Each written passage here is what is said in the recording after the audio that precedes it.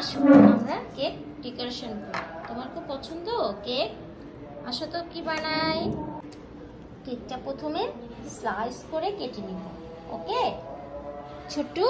ওকে slice করে কেটে নিয়েছি 2 স্লাইস। ঠিক আছে, এখন সুগার সিরাপ ব্রাশ করব।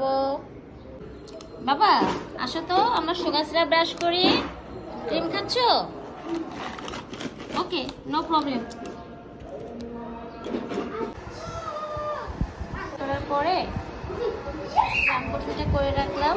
এখন হচ্ছে ফ্রিজে রাখবো 15 মিনিটের জন্য। তারপরে এসে মেন ডেকোরেশন করবো। এটা হাফ পাউন্ডের কেক, স্নেহ খাবে, হট চকলেট দিয়ে, এই জন্য বানাইলাম।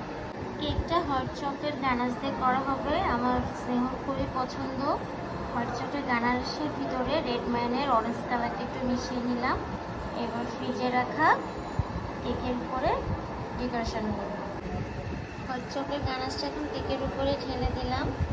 যে কেকটা খেতে আমার স্নেহ অনেক পছন্দ করে, এবং এর ভিতরে এখন আমি কিছু টপার বসিয়ে দিই। হ্যাঁ, এর উপরে কিছু বিস্কিট বসিয়ে দিলাম।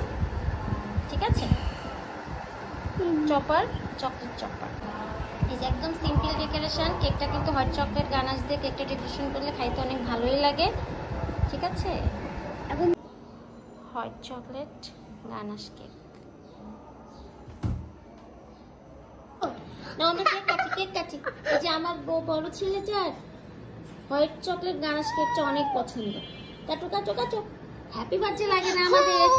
আমাদের হ্যাপি বার্থডে লাগে না? কেমন লাগে?